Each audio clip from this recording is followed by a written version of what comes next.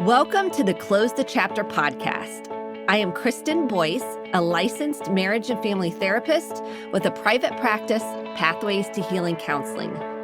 Through conversations, education, strategies, and shared stories, we will be closing the chapter on all the thoughts, feelings, people, and circumstances that don't serve you anymore and open the door to possibilities and the real you. You won't want to miss an episode, so be sure to subscribe. Welcome to this week's Close the Chapter podcast. I just want to say, if you have been through a natural disaster, I am sending you so much tender empathy, compassion, love as you're navigating the emotional journey and grief and devastation and pain that you're walking through. I don't think we talk about this enough. And given the amount of hurricanes that have ripped through so many states at this point, it's an important conversation to have. And back in 2022, I did an interview with friend Reina Lombardi, and she talked about recovering. This is the one that hit Hurricane Ian, hit Fort Myers and destroyed Fort Myers in so many ways. And she talked about how they have worked on rebuilding and processing and healing from that trauma. So if you know anybody that has gone through a natural disaster, whether it's a hurricane, flood, fire, tornado, any kind of a devastating natural disaster, please send them this episode and know there's hope for healing and the working through the emotional trauma that you've been through. I want this podcast to be a podcast that offers support. So please share it with those that need it the most at this time, and maybe archive it if you need to, or listen to it so you can be a friend during this time. Reach out to people, offer your help, send things. Sometimes people don't even know where to begin to ask for help. So just sending them something, offering them your love and support, prayers, whatever that looks like. Show up in these times of need, because it's so anxiety producing to see your home destroyed, all your memories associated with the home and what's in the home. It is devastating and it's emotional. And then to go through it again and again, for some people, they've been through it now multiple times in a short window of time. And that anxiety of what's coming next, embracing yourself, really takes a toll on the body and the emotions and relationships, finances. It hits a spiritual connection. It hits all of everything, all of you. And it affects the whole family, not just one person. It affects people that maybe are distant from it and they have family members, or maybe they have a home in that area. It affects you greatly and deeply. And it's important that you are processing it after the shock wears off and maybe the overwhelm and the stress as soon as you can. And for those loved ones that you have that are dealing with it, listen to this episode. Just listen to them, offer empathy. Don't try to fix it. Obviously, you want to offer your help. And a lot of times they need someone to emotionally process it with. Obviously, therapy would be helpful. If they can't get therapy, just be the friend that they can talk to when they need it the most. And if you want to get the free journal, it's available at kristendboyce.com/free resources. That's KRISTENDBOICE.com/free resources. And I hope this episode is impactful as you're navigating, or a loved one is navigating, the healing journey. And if you haven't been through a natural disaster or a national disaster, which many people feel like we're going through right now, please listen to this episode and may it serve your heart, your soul, your spirit in your healing journey. So without further ado, here is my conversation. I am so grateful you are here with us today to talk about this very important topic on really how to use creativity to help in your healing journey. It's something we don't talk a lot about. At least I haven't heard a lot of conversations about it. And I'm so excited for my guest today. We have developed a friendship going on several years now, and I am just delighted and honored she's going to be part of this podcast today. Let me introduce you to her. She is a gem She has a heart of gold and she has such warmth and compassion. That's my little bio on her. Reina Lombardi is a registered board certified art therapist, art therapy certified supervisor, and licensed mental health counselor, qualified supervisor, practicing in Fort Myers, Florida. And I just want to interject here that she did get with the eye of the hurricane and Ian. And the fact that she's here with me today speaks volumes about just her heart. And she's been through a lot and so have all the people in Fort Myers. And I just want to honor the time we have together. So I wanted to mention that as we go through our conversation today. She is the owner of Florida Art Therapy Services, where has her small team of therapists provide in-person and technology facilitated individual and group art therapy and counseling services, contracted art therapy groups at various community agencies, supervision and continuing education programming for counselors and art therapists. She has contributed to several academic texts on the topics of art therapy, clinical supervision, and is a frequent presenter and speaker at local and national professional conferences. She is the owner of Creative Clinicians Corner, LLC, where she hosts and produces the podcast, The Creative Psychotherapist, and offers practice-building resources and consultation services for creative art therapists with desires to build and scale their own private practice. As the host of The Creative Psychotherapist, she interviews successful creative therapists about the tools and strategies they use to grow their dream practices, as well as how they hustle to create additional streams of income using the knowledge and creativity by developing products and services and enhance their art therapy practices. In her spare time, she loves to play on and in the ocean with her husband and their dog, explore vast natural landscapes, and get messy in the kitchen. I really want to try your cooking, creating complex but healthy recipes. Welcome, Reina, to the podcast. Thanks so much, Kristen. I feel like that was a lot. I know. I always feel like that when someone reads my bio. I'm like, oh my goodness, it's a lot. It helps people get to know you. So welcome. I am so glad you're here. We were just sharing before we jumped on to hit record about what it's like there. Would you mind sharing just a little bit about how it's Sure. you in the midst of Hurricane Ian and the aftermath? I feel really fortunate in that I still have a home that I can live in. We had some roof damage done and the water came right up to our front door. Like you could see when we were able to finally get to our house, there was like 2 coconuts and a crock at the front door. The crock wasn't ours. I don't know where it came from. Croc as a shoe or crocodile? Yes. Okay. No, as a shoe, although we do have Florida crocodiles here. That is a real thing, but no, not a real crocodile, but the shoe, a big shoe. It was definitely like a man's foot.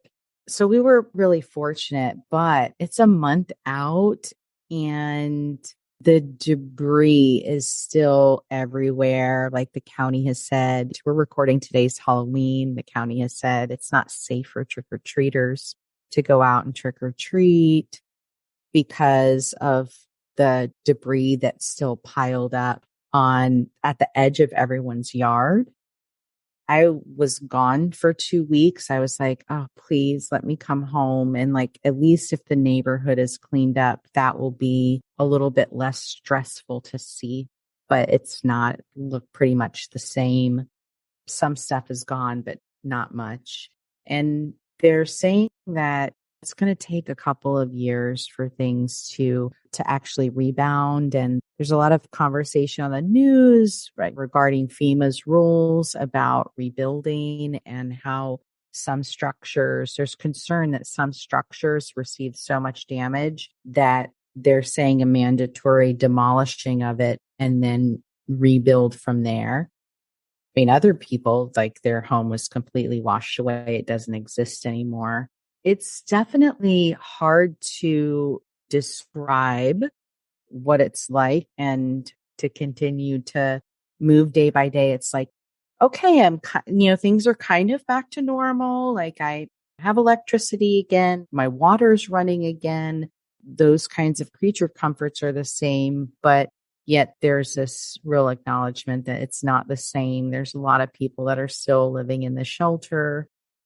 People are doubling up in homes while their places are being, all the walls have to be pulled out, all the studs have to be pulled out to where the water level rose to. People have lost their vehicles. It's a lot.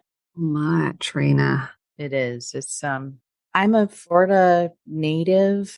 It's where I grew up. I grew up on the beach and I've been through a lot of storms, but I've never seen anything as devastating as this. I've never been through anything as devastating as this. And we live in the evacuation zone and the first zone to get called because we're close to the beach and close to the river. There's a big river that runs through that goes out to the Gulf. The river starts in the center of the state, moves out to the Gulf, and we're close to that too. I could walk there from my house. So all the people that lived on, really are close to the river rose and those homes were flooded out. And there's a lot going on. And then you're sharing about E. coli and the water safe. Yeah. So when you're reading the bio and you're saying one of the things I love is the ocean and the beach, and you can't even go in it right now because there's flesh-eating bacteria that's killing people. People have died. And a lot of it is from all of the sewage and debris and all the yuck that's in there right now. And who knows how long that will take to recover, but they're issuing warnings saying don't get in the water because of it. So yeah, it's going to be a while before we have access to our beaches again. And that for me, that was like a sacred place. I love to get up early and start my day walking on the beach at sunrise. I don't do it all the time. There's certain times of year that the weather is just the best and you get just really dynamic skies. And so I love that, getting there when it's still dark out and watching that transformation happen and walking on the beach. And it's also a place I grew up in St. Petersburg, Florida, and I grew up on the water. My parents had a house on the water. And whenever I was going through something that was distressing or troubling, I would go sit out on the dock and sit on the water, or I would walk to the beach because our house was walking distance to the beach. And I would walk to the beach and I would go out to the beach and be by the water. There's something about the water that just helps me. And I remember the day after, I was like, I just want to go walk the beach right now. That's what I need. And then I was like, you can't walk the beach. You won't be able to walk the beach for a really long time because it's one, and not there in certain parts, but two, just there's so much destruction even to get out there. I mean, there's still boats in the road, blocking traffic, crazy stuff. Stuff you've never had to deal with. And this is your safe place. This is your sacred place. This is the place where you go to reconnect. And you can't right now. Infiltrated every part, really, truly, of your community and of your space and of your surroundings. I feel like I'm super fortunate. I do feel really grateful and fortunate. I feel like I had a guardian angel kind of watching over me in comparison to the damages of some of my neighbors' homes. And of course, my business is okay. My husband is a charter captain and his boat is in one of two standing marinas that were not destroyed by the hurricane.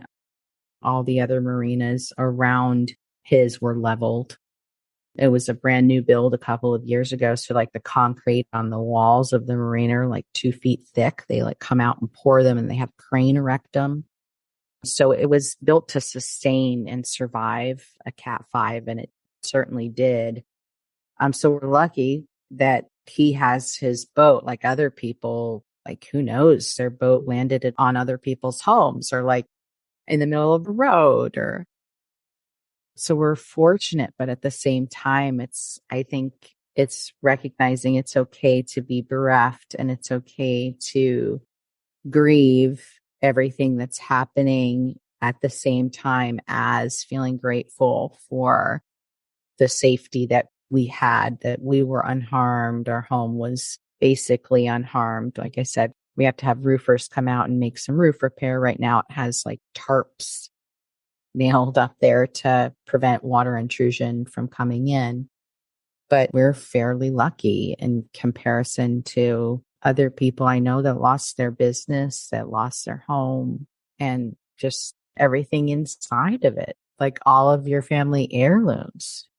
Like I've heard stories of like people, the evacuation notice was so short that they're like, I'll just grab a few things. And then they forgot really important things like their ashes of a loved one, for example, things that you just don't consider to take with you in that moment. You're just in such a rush to like get your basics, but family pictures and all those things that are really special to people lost.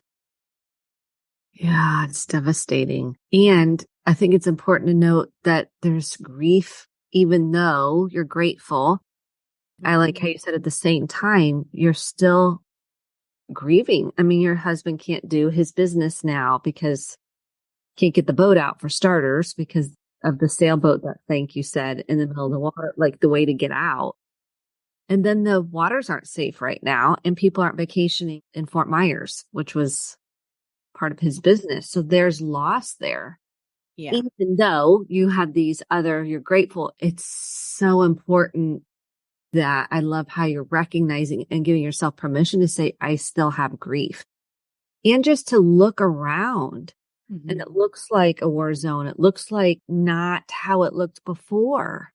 It is. It's sad. And it definitely hurts to know that so many other people in the community are hurting and people that we know and care about, that they're hurting and they survived, but there's like all of the same thing of like they survived, but their homes were severely damaged. They can't live in them. Like all of those things. When you hear that from multiple people that you care about, it's hard not to feel grief for them too.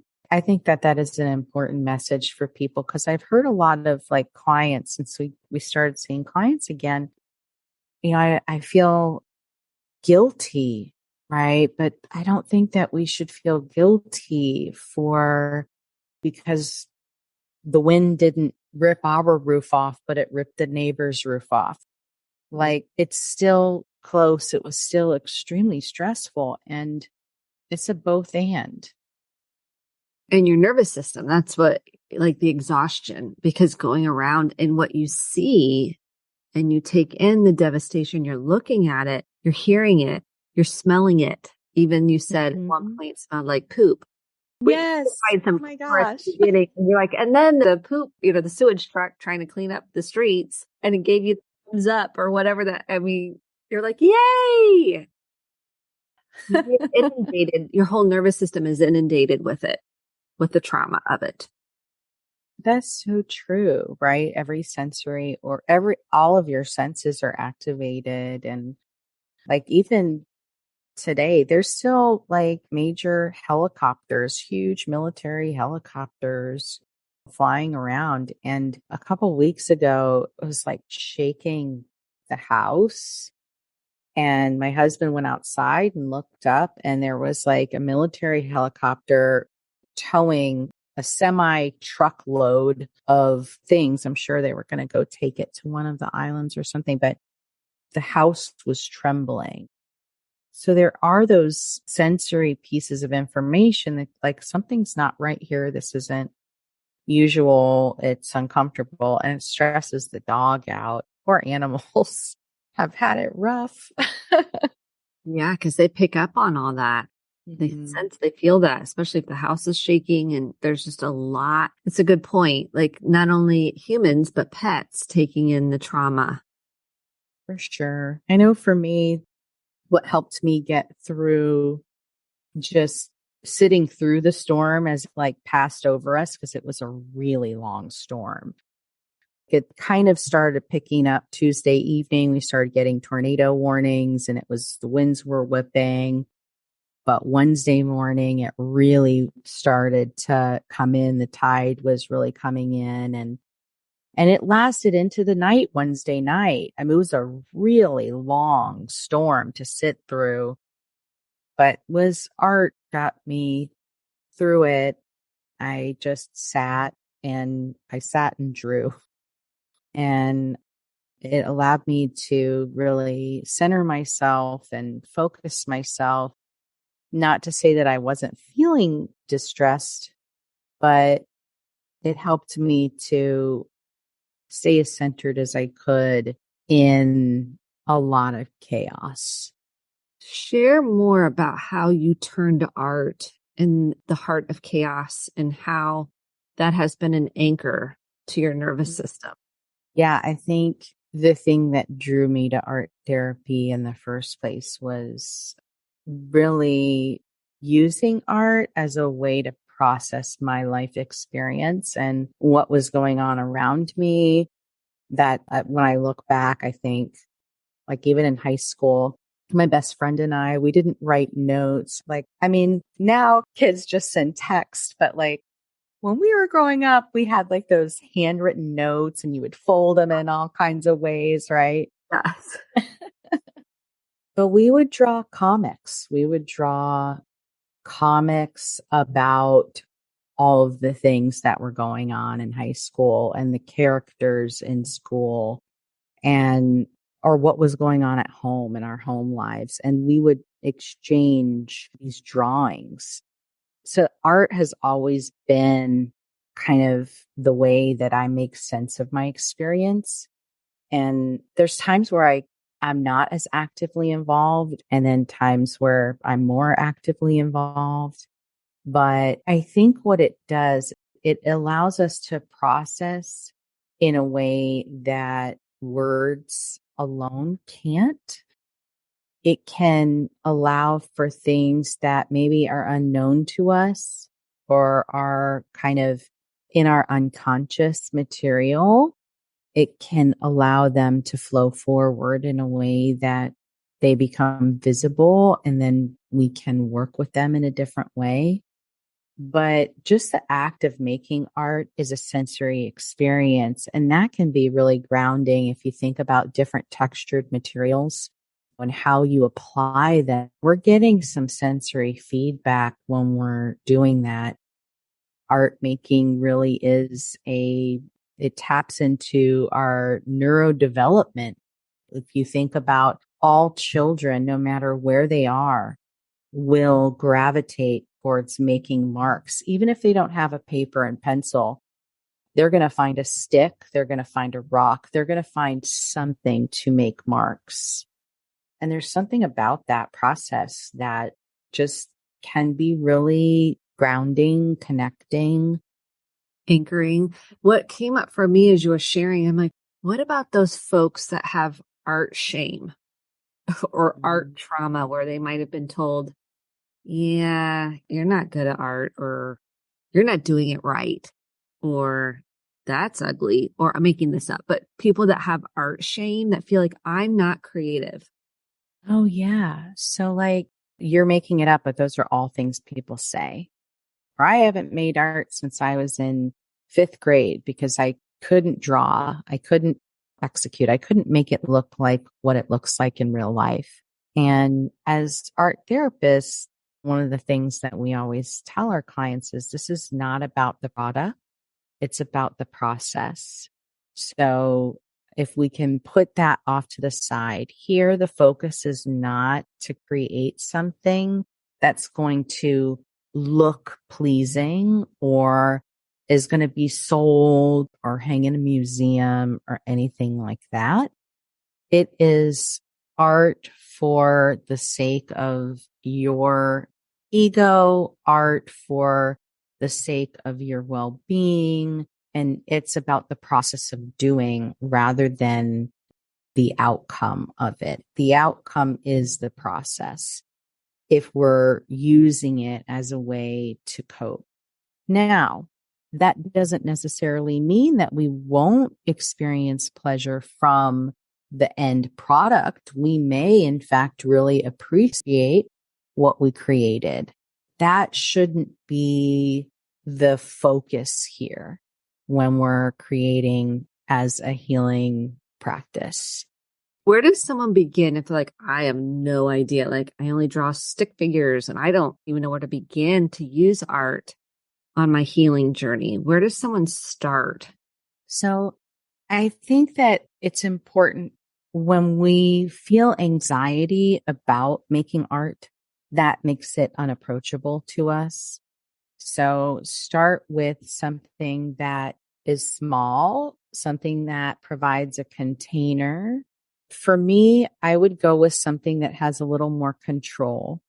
And that means something that's going to be more 2D material, maybe some oil pastels or chalk pastels, something like that, where you have the ability to get some expressive qualities, but it's also still very grounding versus if you're using, say, water paint or acrylic paint or something that's more fluid and harder to control.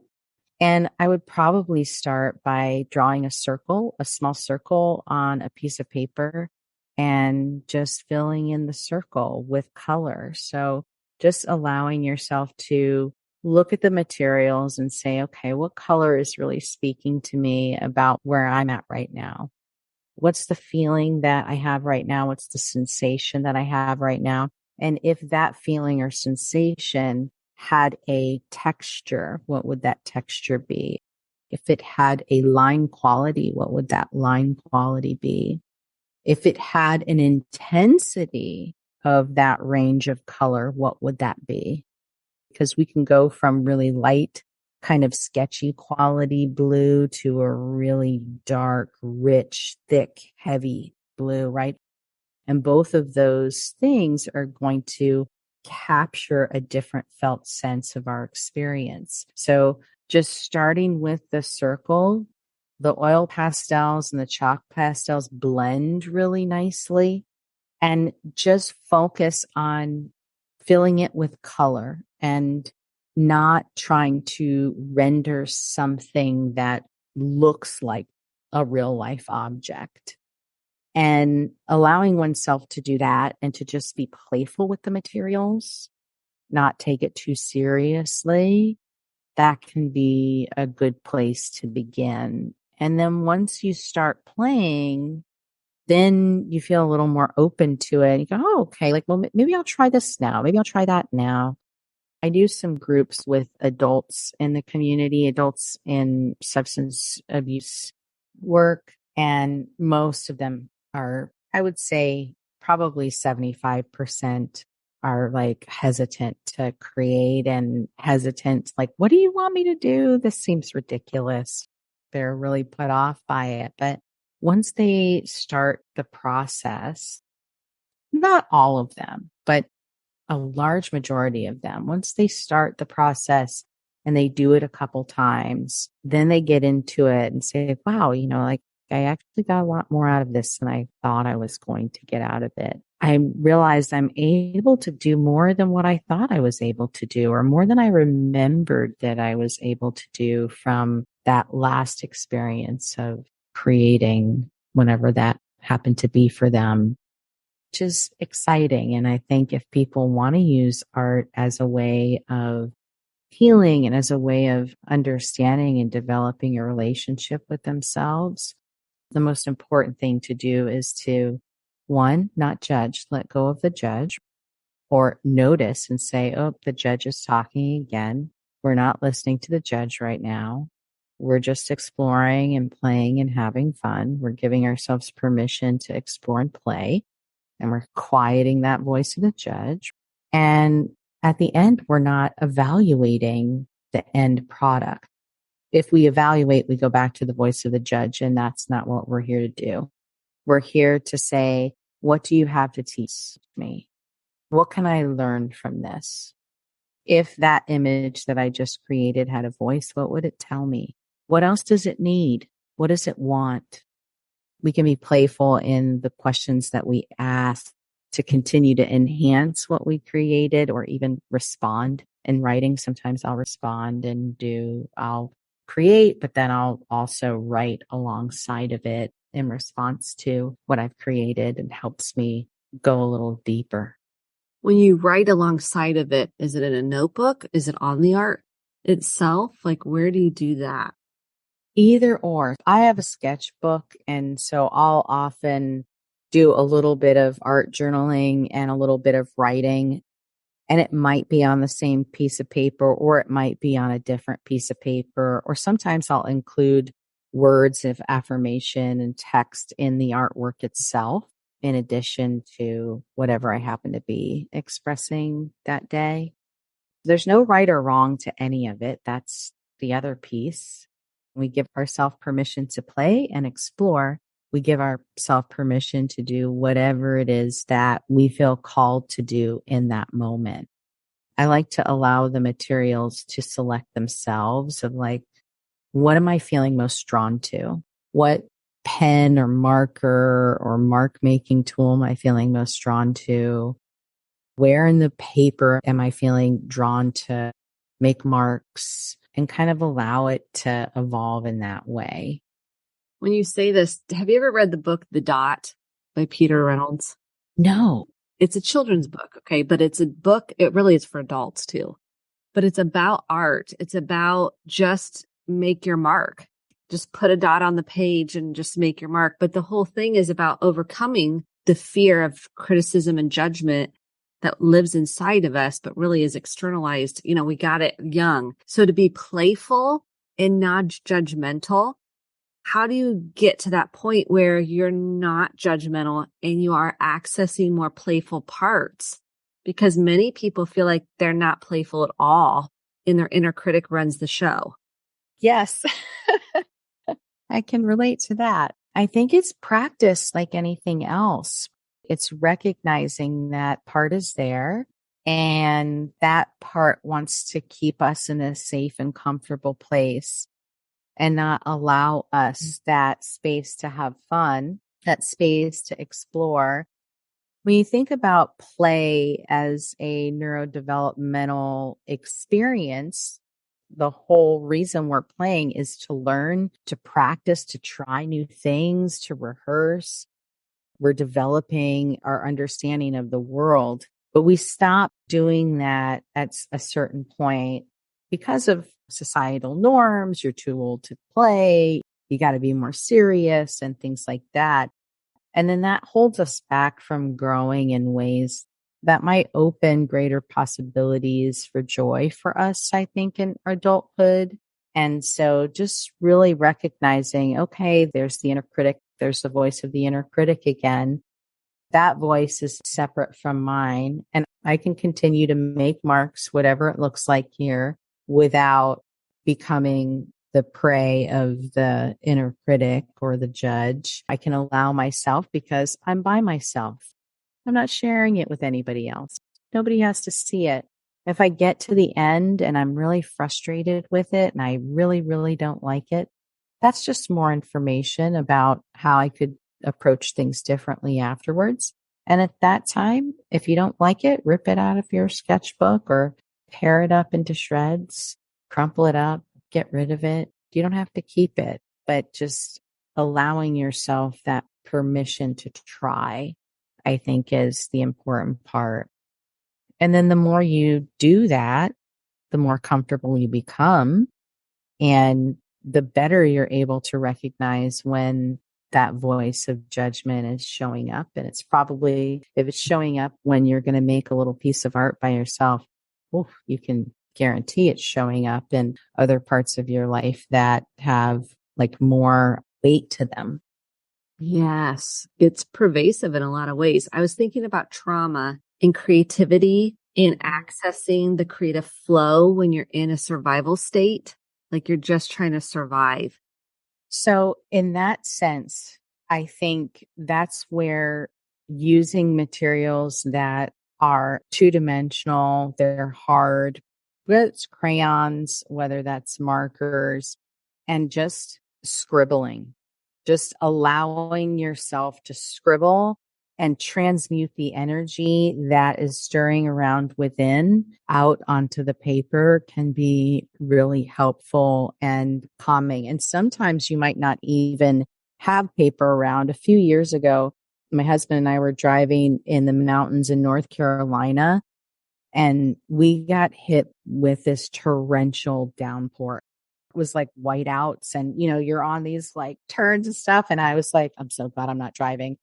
But I was freaking out. But I have a phone with a stylus. So I just opened up my drawing app on my phone, and I just sat there and I scribbled as we drove through the mountains with the rain pouring down. And that helped me to let out what was in my nervous system without distressing him as the driver. Because you know how that can be when you're in the car and it's like, You're grasping the side of you're like grabbing the side of the handle on the car or the ocean. yeah. And you're trying to hit your brake, like, and they're driving. Yeah. So you're trying to calm your nervous system. And the scribbling, this is very interesting. I've never done that before. Well, you might try it. Give it a try. Yeah. There's a lot of art therapy techniques that begin with the scribble. And depending upon your framework or if you studied and things, there's different ways of using the scribble in really helpful ways. It's really fun to do joint scribble drawings, which came out of Winnicott's scribble game. Donald Winnicott, who's famous psychologist, psychiatrist. No, attachment. Really, attachment theory kind of, she was really one of the pioneers in the attachment space. Yeah, objects relations. So Winnicott scribble game where you kind of scribble together and then you find objects in the scribble and pull them out. Yeah, then there's different ways to use it, but the scribbling in general, when you're really distressed, can be helpful. If you can use both hands and scribble with both hands, and you're getting that cross axis, the bilateral stimulation. So, right, when we talk about like different trauma protocols like EMDR, like that's what they're really employing. Well, we can be doing that same thing, but through the art and scribbling on both sides and crossing the midline. And then that can be really helpful way of kind of anchoring.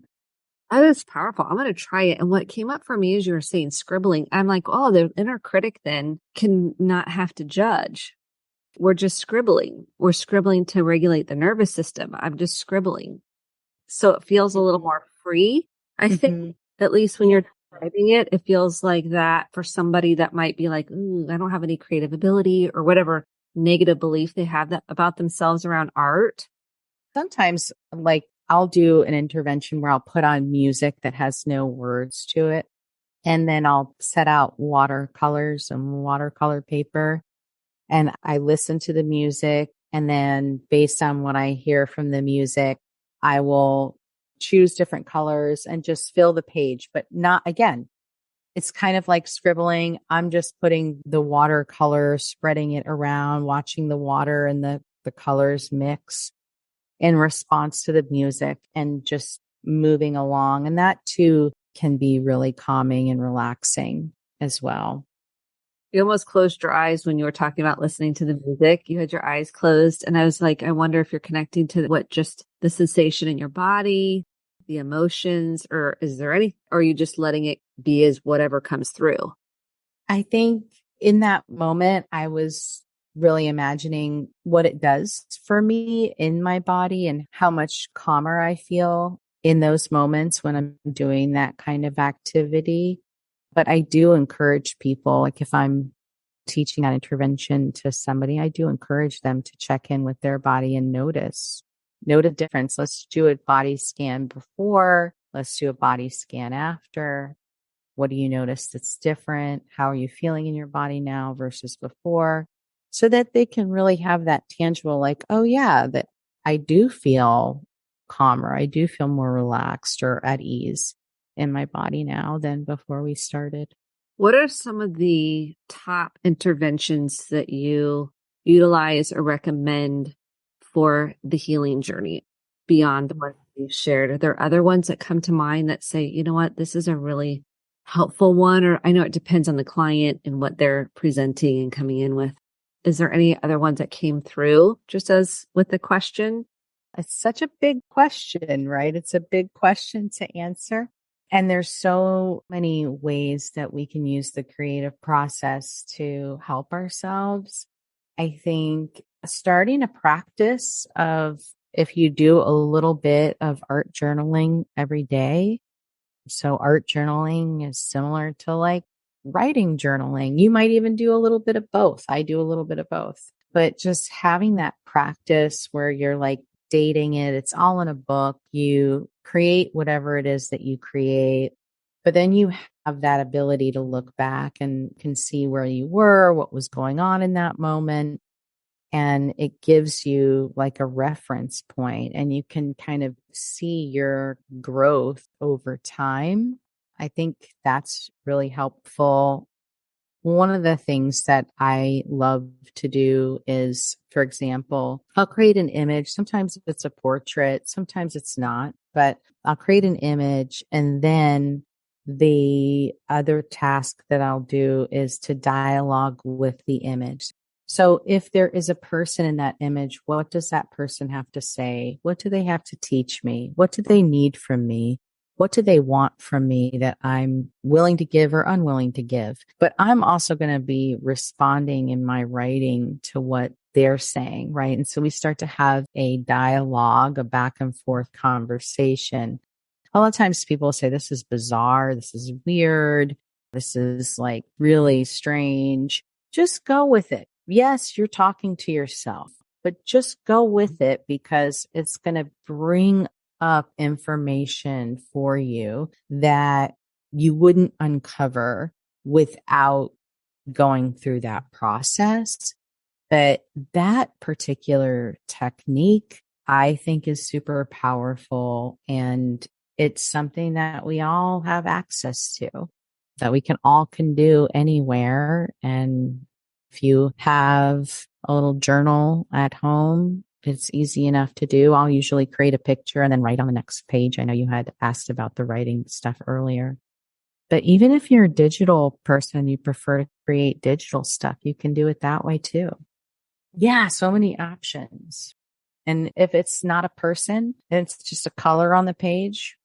What does that color have to say? What is that color? Can you speak from it from an I am perspective?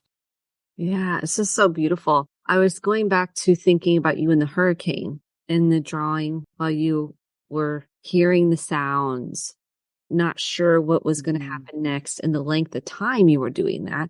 And you got your sketchbook, you were drawing. And I'm curious, can you walk us through the process of real application for that in the midst of real anxiety, uncertainty? So I definitely, even though the book is a container, I needed another container. So I started with the circle. I started with a circle in the center of the page and let it go from there. I was like, I don't know what I'm going to draw. And I was like, well, I'm just going to look at my hand and I'm going to do a drawing of my hand. So I just sat there and drew my hand. It gave me something to focus on. And then it started to evolve from there. This first image that came up it ended up being that it's all out of my hands. There's nothing I can do. I'm letting go. So like the drawing for me, even though I didn't know what it was going to be from the beginning, ended up being a really powerful message for me about surrender and letting it go. I have no control over what happens. Did you have that realization while you were in process, or was it after? Tell me about how you recognized that letting go and surrender was for you. At first, I didn't know that was what it was going to happen, but about halfway in, stuff started to emerge in the picture that was like, I'm letting it go. And then I started to realize like, yeah, I'm letting it go. In my mind, I'm making peace with, okay, if the waters come up and take my home, that's what happens. And there's nothing I can do about it. It'll be okay. And life will go on and I'll figure it out. But it came through that message of this open hand. on the circle and just the other like little colors and things that were in the image. Yeah, it came through kind of halfway through. It was like a synthesis of processing. And you were processing in real time. This is the beauty of doing this practice, is you're actually not suppressing, repressing, numbing, pushing down, pushing away, moving away. You are leaning in towards the present moment that you are in. And is that beauty of art therapy, is it's inviting you into the present moment, if you will, at least for this experience, it was inviting you into the present moment to be with it in a mindful way and to process what's happening instead of moving away from it. That's interesting, right? In the way I used it, sure, it was definitely very present moment. And there are techniques that really allow you to be in the present moment. But oftentimes in therapy, we're processing the past, right? It's already happened, but we are bringing the awareness of what's happening within in the moment as we process the past. So what's happening right now for that person? How are they feeling right now? Which could be similar to the past or it could be different, depends on the situation. But yeah, I think it allows us to bring out what's in here, put it out in a tangible way of like, if I were to just sit there and say like, oh, I'm surrendering, I don't know if it would be as powerful without the image. But for some people think in images, some people don't, and they don't connect with the image. They might connect better with sound and music, right? They might think very musically. So we all have to understand our mode of expression, what best suits us. And if we can find that, that can be a really helpful way of releasing and processing out our different lived experiences. I love how you put that. And the end result, and I know we're wrapping up because this is such a good conversation, was you felt like you could handle whatever the end result of that process for you. That practice was like, okay, I'll be okay. I can handle it. You didn't use those exact words, but it was sense of, I'll be okay. That's the beauty of really whatever process you decide works for you, is so you can know the resources are within you to tolerate, handle. Like you could do it. Cause a lot of times we think, I can't handle this. I can't handle this because it feels so overwhelming. And the truth is you've been through a lot of hard things, and we do have more capability to handle things that we think we can't handle, but to know it and believe it is, that's the surrender and let go. So that was a beautiful way to wrap up our conversation. Is there anything else we did not cover that you feel like was important to mention? I think it's important that you give yourself time. If you're going to take on this type of practice, give yourself time. You might not have that rapid insight. I've been doing this a long time. So I think oriented to that, because I've been an art therapist for a really long time. And then even before I was an art therapist, I used art for a really long time. So that's a language I'm intimate with. So if it's something that you're not familiar with or you enjoy, but you enjoyed when you were younger, but thought, oh, it's kind of silly for me to do it now, give yourself time to become reacquainted, to learn that language again, to go through an evolution to see how you express yourself in ways that are meaningful to you, because the way I do it may not resonate for another person.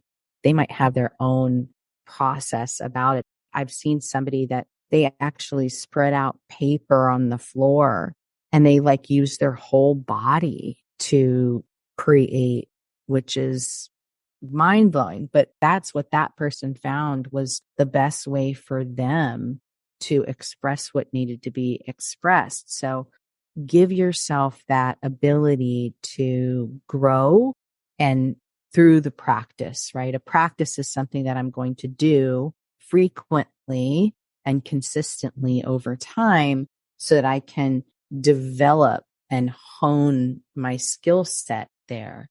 So if you're going to use the creative process as a way of understanding yourself, nurturing yourself, healing yourself, I think it's an enduring process. It's not, I'm going to sit down today, I'm going to do one drawing, and that's going to be helpful for me. Yes, I think that's a wonderful way to put it. It's a practice. So don't give up. Try out different things to see what really resonates for you and what feels centering to you and helpful to you. Where can people find you if they want to know more information? Sure. So they can find me at my practice website, which is floridaarttherapyservices.com, or they can find me at my consultation website, which is creativeclinicianscorner.com. And that's where the practice building resources and things are. But either way, if they wanted to reach out via email, there's ways to send a message to the website on both of those platforms. And I'd be happy to talk with folks if they want to know more or be directed to different resources that could be helpful. Thank you so much, Reina. Do you have a book or a suggested book that you like to share with clients to wrap us up? There's definitely some cool stuff out there. I'll throw out there my friend and fellow art therapist. Her name is Leah Guzman, and she wrote a book, and she has an oracle deck that goes with the book, which I introduced you to her oracle deck, which is just beautiful.